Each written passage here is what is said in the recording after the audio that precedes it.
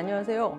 오늘 여러분들과 함께 감정노동자에게는 보호받을 권리가 있다라는 주제로 강의를 진행할 노동환경건강연구소 일가건강의 사무처장 한이님입니다. 반갑습니다. 먼저 우리나라 노동자들의 산업재해 양상을 좀 살펴보도록 하겠습니다. 산업재해에 가입되어 있는 노동자들 중에서 무려 한 해에 12만 명이 넘게 산업재해로 인정을 받고 있는데요. 그 중에서 크게는 이제 사고가 무려 83%를 차지하고 있고 질병은 17%밖에 되지 않습니다. 그래서 결과적으로 보면 우리나라 노동자들은 사고는 무척 많이 겪는데 질병에는 별로 걸리지 않는구나. 아마 이게 김치와 된장을 먹어서 그런가 이렇게 생각할 수 있겠지만 실제로는 재래형 사고가 여전히 굉장히 많이 발생하고 있구나 이렇게 생각할 수 있습니다. 다른 선진국들의 경우는 사고 발생 수준이 저렇게 높지 않습니다. 그래서 우리나라의 특징을 좀 살펴볼 수 있고요. 그래서 질병에 저렇게 많이 걸리지 않는다라는 것은 다시 말해서 질병으로 산재 신청을 하는 경우가 별로 없는 거 아니냐 이렇게 추정도 할 수 있습니다. 그러나 여기서 중요하게 살펴봐야 될 점은 뭐냐면 사고 사망자보다 질병 사망자의 수가 현저히 높아져 있는 것을 볼 수 있습니다. 2017년부터 이게 바뀌기 시작했는데요. 그래서 질병은 발생자 중에 사망자 비중이 무려 6%나 되는 반면에 사고의 경우는 1%밖에 되지 않죠. 그래서 질병이 굉장히 이제 주목해야 될 중요한 영역이다. 이렇게 보실 수 있습니다. 그러면 도대체 어떤 질병들이 우리를 위험에 빠뜨릴까? 이런 생각을 해볼 수 있는데요. 지금 직업병과 직업 관련성 질병으로 구분할 수 있는데 직업병은 저 질병에 걸렸으면 반드시 진폐에 걸리면 광부야, 소음성 난청에 걸리면 뭐 제조업에서 프레스 공장에 있었어. 이렇게 굉장히 생크로율이 높은 녀석들을 직업병으로 얘기하고 있습니다. 그런데 오늘 감정노동자의 문제에 대해서 이야기하고 있기 때문에 감정노동자들이 겪을 수 있는 질병 어떤 게 있을까요? 지금 오른쪽에 직업 관련성 질병 중에 빨간색으로 체크한 부분입니다. 뇌 심혈관계 질환과 그리고 기타를 주로 차지하고 있는 녀석, 바로 정신과 질환입니다. 이것은 업무상 질병 사망 통계인데요. 물론 규모로 보면 근골격계 질환이 가장 크지만 뭐 디스크로 죽었다는 얘기 들어보신 적은 없죠. 그런데 뇌심혈관계 질환이나 정신질환 같은 경우에는 지금 사망 비중이 굉장히 높습니다. 그래서 뇌심질환은 41%에 이르죠. 그리고 정신질환도 거의 뭐 반 정도 이렇게 됩니다. 그래서 뇌심질환이라고 하면 뇌에 연결되어 있는 혈관 그리고 심장에 연결되어 있는 혈관이 파열되거나 막히는 그런 질병으로 인해서 쓰러지거나 사망에 이른 뭐 대표적으로 뇌질환 같은 경우에는 뇌졸중, 심장질환 같은 경우에는 협심증, 뭐 심근경색 이런 것들입니다. 이 두 녀석이 바로 감정노동으로 인해서 나타날 수 있는 대표적인 질병이고 그 규모나 중증, 위험성 수준에서도 굉장히 심각한 녀석들로 알려져 있습니다. 그래서 감정노동을 고도로 겪게 되면 스트레스 반응으로 인한 질병들이죠. 뇌심질환이나 정신질환에 노출될 수 있는 것이 가장 큰 위험성이라고 말씀드릴 수 있겠습니다. 한 해 88명이 자살로 생을 마감하고 있습니다. 노동자 산재 승인 통계이죠. 자, 그런데 저 88명이 정말 다일까? 저게 많은 걸까? 뭐 이런 생각 하실 수 있는데요. 실제로 우리나라 국민 사망 원인을 보면 매년 14,000명이 자살을 합니다. 국민 사망 원인 4위예요. 이런 나라가 전 세계적으로 거의 없습니다. 그리고 순환계통 질환 2등에 가 있죠. 저렇게 많은 6만 명이 국민 사망자로 나타나는데 저 사망하신 분들 중에 50%는 직업을 갖고 있는 상태에서 저 질병으로 사망한 거거든요. 그러면 예를 들어 자살자 14,000명 중에 7,000명은 직업을 갖고 있는 사람들이라는 건데 과연 88명이 충분히 드러난 걸까? 저 7,000명은 정말 단 1%도 직업 관련성 요인이 없었을까? 이제 이런 의심을 받게 하는 통계입니다. 그래서 산재에서 드러난 것을 실제 팩트다 이렇게 보시면 안 될 것 같고요. 저는 국민 사망 원인으로 봐야 된다. 저 중에 반은 노동자인 상태로 사망한 케이스이기 때문에 실제로 우리가 드러난 산재 통계보다 현저히 많은 분들이 업무상 요인으로 인해서 자살을 하거나 순환기 계통, 뇌심혈관계 질환을 겪고 있는 것일 수 있다라고 추정합니다. 자, 사업장 안에서는 유감스럽게 있어서는 안 될 일들이 발생하고 있어요. 대표적으로 우리처럼 고객을 주로 만나는 노동자들 입장에서는 고객이 인권 침해를 할 수도 있고, 그리고 유감스럽게 또 동료나 상급자가 관계에서의 우위를 이용해서 괴롭힘을 시도하는 이제 이런 상황들이 존재하고 있습니다. 그 중에서 오늘은 오른쪽, 지금 이 두 가지 문제들이 하도 사회적으로 문제가 되니까 결국은 보호법이 생겼죠. 그래서 2018년에 감정노동자보호법이 산업안전보건법에 생겼고, 그리고 2019년 바로 한 해 뒤에 직장 내 괴롭힘 금지 조항이 근로기준법에 삽입이 됐습니다. 그래서 이제는 여러분들께서 이런 문제들로부터 자유로워질 수 있다라는 말씀 드리면서 감정노동자 보호에 대한 내용을 말씀드리도록 하겠습니다. 자, 감정노동이라는 말은 만들어진 말이에요. 전통적으로 우리는 육체노동과 정신노동으로 노동을 구분해 왔습니다. 그러나 1970년대에 미국의 여성 사회학자이죠. 혹실드라는 사람이 아니다. 노동을 정신노동과 육체노동만으로 구분할 수 없는 제3의 섹터가 있다. 이제 이렇게 해서 하나의 이론을 제시를 했는데요.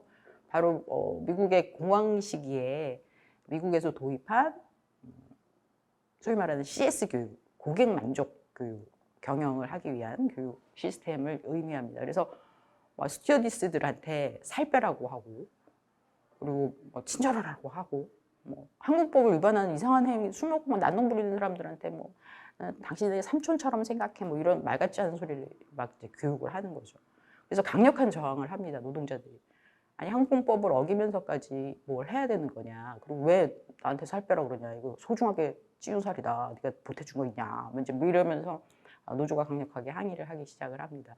근데 그 상황을 지켜본 혹실드는 이게 육체노동도 아니고 정신노동도 아니고 당연히 감정적으로 나오는 자연스러운 감정을 억압하고 친절한 감정을 보이거나 혹은 불쾌한 상황에서도 웃어야 되는 이런 노동을 강제하는 것이 일종의 통제구나라는 것을 확인하게 됩니다. 그래서 감정노동이라는 개념을 탄생시키게 되죠. 그래서 혹실드는 감정노동을 아주 간단하게 표현합니다. 연기하는 것, 그리고 그 연기를 통한 상품화, 서비스 노동의 상품화, 이렇게 아주 간결하게 얘기를 하는데요. 사람이 자신의 감정을 감추고 고객을 만나는 일련의 행위, 이것을 감정노동이라고 불렀습니다. 그래서 감정노동이 이제 문제가 되는 것은 정상적인 반응, 고객이 폭력을 행사하면 못하도록 제지를 해야 되고, 무리한 요구를 하면 거부를 해야 되고, 욕을 하면 같이 화를 내야 되는데 그럴 수 있는 상황이 존재하지 않게 된 겁니다. 그러면서 노동자들은 극도의 극심한 연기 상태에 빠지게 되는 거죠. 그래서 혹실드는 감정노동의 영역을 크게 4가지로 나누고 있습니다. 감정 표현의 빈도, 즉 얼마나 많은 고객을 만나냐. 하루에 5번 컴플레인 받는 거하고 10번 컴플레인 받는 건 다르겠죠. 그래서 빈도가 높을수록 감정노동이 세진다. 이제 이렇게 얘기하고 있고요. 그리고 가짜로 친절한 거하고 진짜로 친절하려고 막 노력하는 거 간에는 또 큰 감정노동의 차이가 발생한다. 즉 진심 행위를 하려고 노력하는 것 자체가 굉장히 강한 감정노동을 요구한다. 그리고 감정을 다양하게 표현해야 될 때, 예를 들면 저는 병원에 있는데요. 저희 간호사들이 상태가 좋아지는 환자를 볼 때의 태도와 상태가 나빠지는 환자를 볼 때 태도가 달라집니다. 굉장히 슬퍼하기도 하고 또 같이 즐거워하기도 하고, 근데 이렇게 감정을 지속적으로 다변화시키는 것 자체가 감정의 소진을 가져온다라고 얘기하고 있습니다. 그리고 감정의 부조화도 감정 노동을 강화시키는데요. 지금 내 상태가 굉장히 안 좋아요. 몸이 아프고 힘들고 막 지쳐있는 상황에서 고객은 왜 안 웃냐? 왜 친절하지 않냐? 막 이렇게 요구를 극심하게 한다. 그러면 나의 상태와 고객의 요구 사이에 큰 간극이 발생하겠죠. 예, 이 부조화가 심해지면 심해질수록 감정 노동으로 인한 소진은 커진다라고 설명하고 있습니다. 우리나라에서 그러면 감정 노동을 하고 있는 노동자 집단이 도대체 얼마나 될까? 예, 통계적으로는 취업자의 절반에 이릅니다. 약 1,300만 명 정도로 추정되고 있고요. 그래서 지금 제 강의를 들으시는 여러분들도 대표적인 감정 노동자다. 고객을 직접 대면하기도 하고 찾아오는 고객을 만나기도 하고 내가 찾아가서 만나기도 하고 또 콜로 고객을 만나기도 하죠. 앞서 말씀드렸던 것처럼 감정 노동은 직접적으로 뇌심혈관계 질환이나 정신질환을 야기할 수 있고요. 그뿐만이 아니라 삶의 질을 굉장히 떨어뜨리게 됩니다. 내가 이러려고 이렇게 욕먹으려고 이러고 사나 뭐 이제 이런 생각하게 되면 삶의 자존감 뭐 굉장히 낮아지게 되고요. 결국 높은 직무 스트레스로 연결이 되겠죠. 그래서 회사에서는 서비스질을 강화하기 위해서 친절해라라고 얘기하지만 사실 건강하지 못한 노동자가 좋은 서비스를 제공할 수 없습니다. 그래서 전반적으로 사회에 부정적 영향을 끼친다라는 말씀을 드릴 수 있겠습니다. 자, 그러면 아까 감정노동이라는 개념을 만든 것은 70년대 미국의 사회학자였는데 그럼 이게 왜 한국에까지 이렇게 들어온 거지? 라는 궁금증을 가질 수 있으시겠죠. 이 미국에서는 거부됐던 70년대 말의 CS 교육이 80년대 말에 한국에 상륙을 합니다. 왜냐하면 그때 한국은 굉장히 초호황기를 겪던 시기였거든요. 80년대 말에 뭐 경제 상황도 굉장히 좋았고 임금도 많이 올랐고 이런 상황이었습니다. 그러니까 소비자들이 주머니를 열기 시작했죠. 그래서 기업들은 고객을 유치하기 위해서 이 친절 교육을 가지고 들어옵니다. 그때 당시 초기에는 주로 이제 사치 향락산업, 백화점, 호텔, 항공 뭐 이제 이런 분야에서 시작이 됐는데요. 그게 시간이 지나면서 이제 중소사업자까지 뭐 고객 만족 경영, 고객 감동 경영, 무슨 고객 졸도 경영 막 이러면서 도입이 되기 시작했고 그리고 급기야 2000년대에 들어서면서는 이제 공공부문에서조차 민간 애들 뭔가 열심히 하는 것 같은데 되게 친절해 보인다. 우리도 좀 따라가 볼까? 뭐 이제 이렇게 되면서 공공부문이 결합을 하게 됩니다. 그래서 공공부문, 민간 부문을 가릴 거 없이 고객은 왕이다를 외치면서 정말 무절제한 사회 문화적 형태를 이루게 되죠. 그래서 고객들은 어느 순간 진짜 내가 왕인 줄 알고 비정상적 행위를 하기 시작합니다. 그래서 감정노동자들이 얼마나 고객 때문에 힘들어하고 있는지를 저희가 이제 매년 조사를 하고 있어요. 저희는 누구냐면요. 감정노동자 보호법을 만든 감정노동 전국 네트워크입니다. 저는 거기서 정책팀장을 맡고 있는데요. 이게 뭐 감정노동이 공공부문, 민간부문을 가릴 거 없이 들어오고 있고 그리고 뭐 한국노총, 민주노총을 가릴 거 없이 들어오고 있고 그래서 수년간 해당 사업장들에 대한 조사를 진행을 했는데요. 보시면 지금 고객 응대 때문에 너무 부하를 겪거나 고통을 겪고 있는 사람들 위험 집단의 규모입니다. 보통 30-40%. 이 위험 집단이라고 하는 것은 심리 상담을 받아야 될 정도의 나쁜 상태, 심리적으로 이런 분들의 규모입니다. 굉장히 고통을 많이 겪고 있는 것이 보여지죠. 자, 그렇다면 고객은 그렇다 치고 조직은 나를 보호해야 되잖아요. 그런데 실제로 보호요? 뭘 보호해요? 보호가 없어요. 이런 비중이 무려 50%. 그래서 고객으로 인한 위험 수준보다 조직이 보호해주지 않아서 스트레스 받는 수준이 더 높다라는 것이 정말 큰 문제로 지적이 돼 왔습니다. 자, 그래서 결국은 한 6년, 7년 저희 네트워크가 굉장히 많은 노력을 했어요.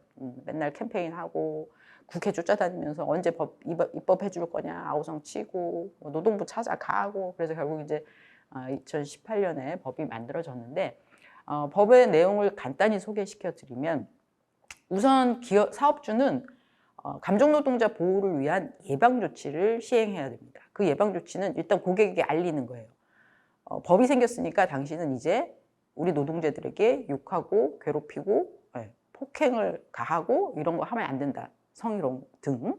그래서 그걸 알리는 어떤 조치를 해야 돼요. 그래서 음성으로 유입이 되면, 콜로 유입이 되면 음성 안내를 해야죠.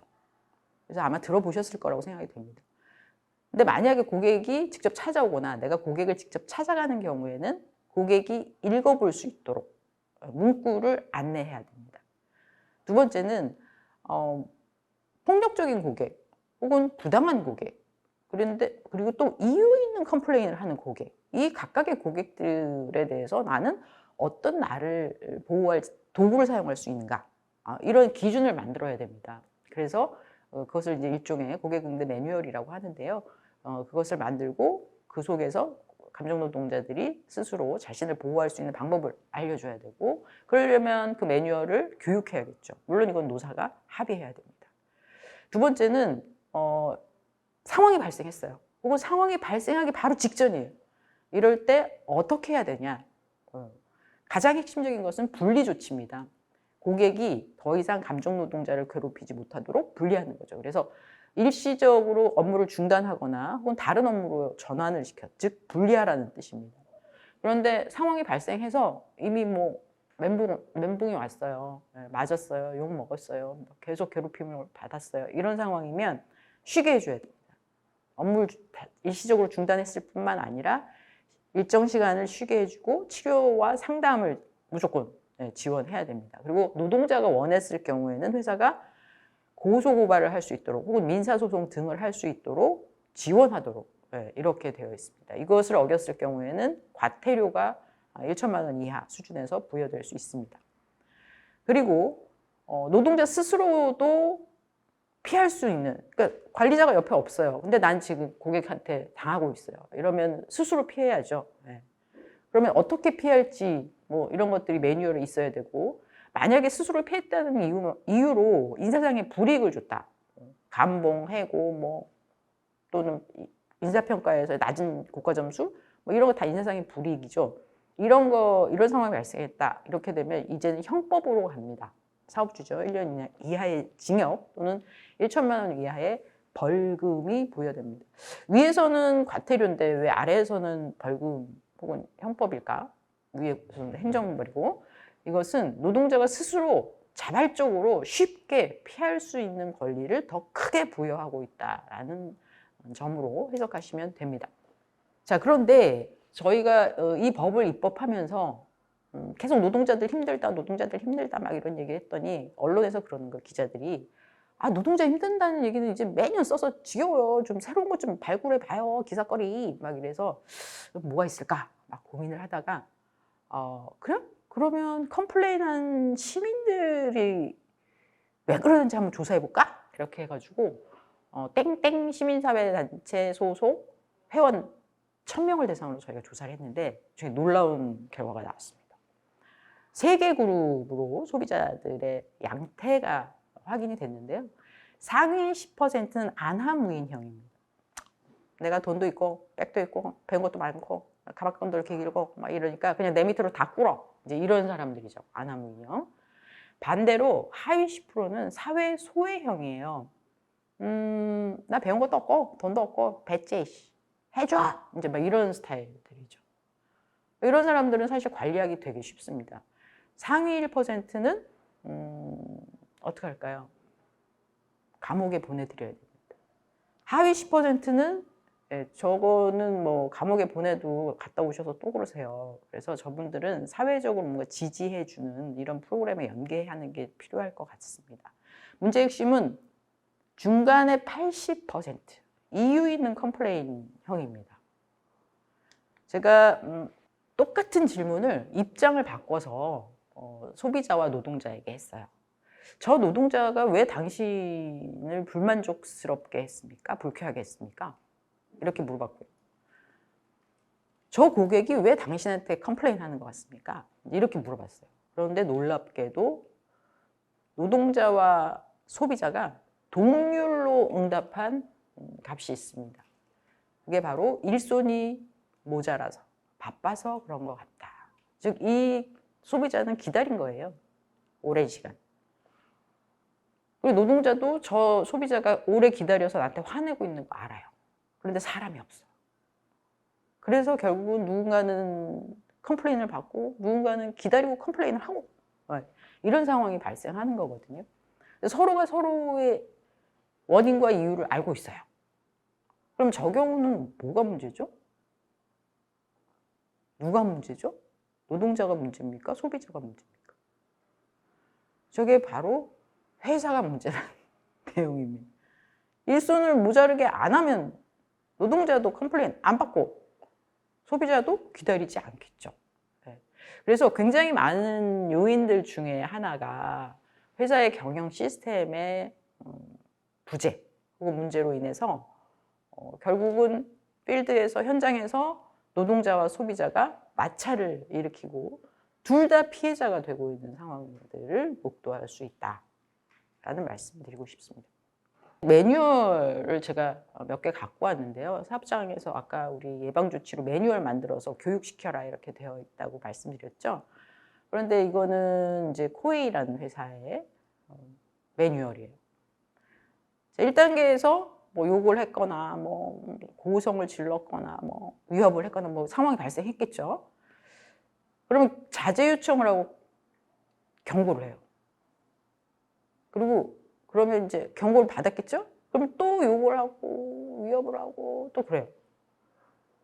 2단계에서는 뭘 하라고 되어 있냐면 녹음을 이제 준비하면서 녹음합니다. 이렇게 사전에 고지하라고 되어 있어요. 그럼 고지해요. 그럼 또 그래 뭐 X야 막 이러면서 3단계로 가요. 그럼 이제 그때야 응대를 종료할 수 있어요. 이건 말이 안 되죠. 1단계에서 종료해야 됩니다. 뭘 3번씩이나 욕먹고 종료를 해요. 게다가 2단계에서 녹음하는 행위를 사전에 고지해라 이렇게 돼 있는데 이거는 나 좀 때려주세요 이런 얘기예요. 당신 지금 욕하고 있으니까 내가 녹음합니다. 이러면 더 큰 폭력을 불러올 수 있습니다. 그래서 가장 중요한 것은 이렇게 위협적인 상황이 될 가능성이 높으면 웨어러블 기기를 몸에 착용하는 게 중요합니다. CCTV에서는 욕하는 거 안 나오거든요. 그래서 별 도움이 안 돼요. 욕하고 막 이럴 때, 성희롱하고 이럴 때는. 요즘에 웨어러블 기기 굉장히 많이 싸졌습니다. 왜냐하면 보급이 엄청나게 늘었기 때문에. 지금 공공기관들은 다 웨어러블 기기 착용하고 있어요. 그래서 우리도 웨어러블 기기를 보급받는 것이 중요하고요. 무엇보다 중요한 것은 녹음을 사전고지하지 않고 녹음해도 전혀 문제가 되지 않습니다. 다만 그 내용을 인터넷에만 올리지 않으시면 돼요. 그러니까 너와 내가 들어있는 녹음은 사전에 고지할 필요 없습니다. 다만 이것은 어디에서 쓸 거냐 하면 나중에 법정 소송으로 가게 되면 거기에서 증거물로 채택이 됩니다. 그래서 오픈만 하지 않으면 법정에서만 오픈한다는 전제하에 이거는 고지하지 않고 녹음해도 됩니다. 그리고 지금 여기서 폭언, 성희롱, 폭력, 난동이라는 상황은 굉장히 긴박한 상황이에요. 그래서 콜센터든 대면이든 무조건 원 스트라이크 아웃제로 가는 것이 맞다라는 말씀을 드리고 싶고요. 물론 무리한 요구를 하거나 집요한 괴롭힘을 하거나 이런 거는 뭐 2단계, 3단계 갈 수 있다라고 보지만 저렇게 폭력성을 띈 상황은 무조건 원 스트라이크 아웃이어야 되는 거죠. 그리고 애초에 콜이 들어올 때 사전 고지를 하는 거. 지금 이 대화는 녹음되고 있다라는 시그널 멘트에 사전 고지하는 거 굉장히 중요하죠. 그러면 뭐 사전 고지할 필요가 전혀 없겠죠. 그리고 우리 방문 노동자들이 있는데요. 집에 가는 경우에는 반려동물 물림 사고 굉장히 많습니다. 그래서 사전에 AS나 설치나 뭐 이제 이런 접수를 받게 될 때 반려동물이 있는지 여부를 한 번 더 물어서 노동자들이 준비하고 갈 수 있도록 혹은 개를 잡고 있을 수 있도록 이렇게 조치하는 것이 매우 중요하고 여성 방문 노동자들의 경우는 최소한 2인 1조를 유지하는 것이 필요하다. 왜냐하면 성희롱이 너무 많습니다. 지금 최근에 국가인권위에서도 여성 방문 노동자, 예를 들어서 요양보호사의 경우 2인 1조를 시행해라 이렇게 권고를 했고 그래서 건강보험공단에서 예산 계획을 세워라 이렇게 주문한 바 있습니다. 그리고 이게 사회적으로 문제가 됐던 케이스들이 대표적으로 울산에 가스 검침원 여성분이 성폭력을 당한 거죠. 가스검침하러 집에 들어갔다가 그래서 자살 시도를 하셨어요. 그런데 다행히 그때 노조가 있어서 노조가 열심히 싸워서 2인 1조를 확보했습니다. 그래서 여성 방문 노동자들의 경우는 2인 1조를 충실히 고려하는 것이 필요하겠다라는 것이고요. 그리고 단체 협약에서 이 감정 노동자 보호 내용을 다루는 경우가 많고 또 그렇게 해야 된다고 생각하는데 대부분 보면은 그냥 법률이 그냥 똑 올라가 있어요. 이건 아무 의미가 없습니다. 왜냐하면 단협은 법률을 넘어서야죠. 그래서 보다 구체적인 내용들이 담겨 있어야 하고 법률에서 요구하는 것 이상으로 구현되어 있어야 합니다. 그래서 지금 이게 이케아라는 사업장 매장 안에 이제 이케아 각종 조립품들이 있겠죠. 그래서 여기서는 좀 주목할 만한 내용이 단협사항에 매장 안에서 매일 3회 이상 음성 안내를 한대요. 굉장히 훌륭하죠. 지금 이런 백화점이나 뭐 이런 걸 본 곳이 없는데 그렇게 한다. 그리고 가해고획과 피해 노동자가 2차 대면을 하는 것은 원칙적으로 봉쇄한다. 이제 이런 내용들이 있어요. 그래서 트라우마를 최소화시킨다. 더 이상 보지 않게 한다. 그래서 소위 말하는 관리자가 개입해서 문제를 해결한다. 이런 내용들이 있는데 이런 것들은 법률을 넘어서서 좀 좋은 내용들이라고 볼 수 있겠습니다. 이것은 롯데백화점이 언론에 낸 자기 사업장 자체 매뉴얼인데요. 굉장히 잘 되어 있습니다. 법이 만들어지던 해에 만든 내용입니다. 그래서 악성 고객이라면 일체 협의와 보상을 중단해라. 그러니까 뭐 물건이 잘못됐을 수 있겠죠. 그 정도는 바꿔주고 또 5만 원 미만의 소액 같은 경우에는 보상해주고 이럴 수 있는데 보상을 목적으로 악성 행위를 하면 아예 중단해라. 아무것도 해주지 마라. 이렇게 굉장히 강한 어조로 매뉴얼이 만들어져 있습니다. 그리고 뭐 바꿔줘, 뭐 먹다 와서 뭐 체했어, 뭐 어쩌고 뭐 이런 이상한 사람들 있잖아요. 그러면 도대체 불만이 뭐냐? 증거를 제시해라. 뭐 병원에서 진단서 끊어왔냐? 뭐 이제 이렇게 상습적으로 이상한 행동을 하는 경우는 이제 아예 발을 못 붙이게 해라. 그리고 백화점 안에는 이제 많은 입점업체 노동자들이 있는데요. 거기에 대한 지원도 하겠다. 우리가 유통업체지만 우리 노동자만 보호하는 게 아니라 입점업체 노동자까지 보호하겠다. 이제 이런 매뉴얼을 만들고 있어서 굉장히 의미가 있다라는 판단을 하게 되었습니다. 그래서 우리는 이제 노조에서 반드시 하셔야 될 내용이 있습니다. 감정노동자 보호 매뉴얼이 지금 없는 곳이 굉장히 많아요. 그래서 우리 사업장에 있는지 한번 확인을 해주셨으면 좋겠고, 그리고 매뉴얼을 회사가 일방적으로 만드는 경우 많습니다. 그래서 뭐 무조건 일단 사과하고 시작해라. 거의 이런 수준으로 만들어져 있는 매뉴얼 많거든요. 그래서 반드시 노사가 이 매뉴얼 작업에 대해서 합의를 해야 된다라는 것이고, 그리고 이제 상황이 발생했을 때, 피해 상황이 발생했을 때 회사가 구체적으로 휴게 시간은 얼마를 줄 거며 심리 상담은 어디 가서 받을 거며 산재로 가겠다라고 얘기하면 거기에 대해서 얼만큼 지원할 거고 법적 대응은 어떤 변호사를 뭐 얼만큼 이렇게 아주 구체적으로 지원하는 내용에 대한 합의가 필요하다는 말씀드리겠습니다. 그리고 세 번째는 우리 회사에 담당자 있는지 확인하실 필요가 있어요. 이게 제도라는 것이 제대로 착륙하기 위해서는 사람이 필요합니다. 사람이 없는 제도는 구현될 수가 없어요. 그래서 담당 부서, 담당자 등이 선임되어 있고 그 사람의 업무 시간 중에 이 감정노동자 보호를 위한 어떤 활동을 하고 있는지, 할 수 있는지를 확인하는 것이 매우 중요하고 또 없다면 만들어야겠죠. 그리고 마지막으로 컴플레인 하는 많은 사람들 중에 80%는 정상적 컴플레인을 하고 있다는 겁니다. 그게 대부분 회사의 경영 시스템이 받쳐주고 있지 못한 문제 때문에 발생하는데요. 이런 것들도 주기적으로 조사해서 그에 대한 대책을 수립하는 것이 노사가 반드시 합의해야 될 내용이다 라는 말씀 드리면서 마무리하겠습니다. 고맙습니다.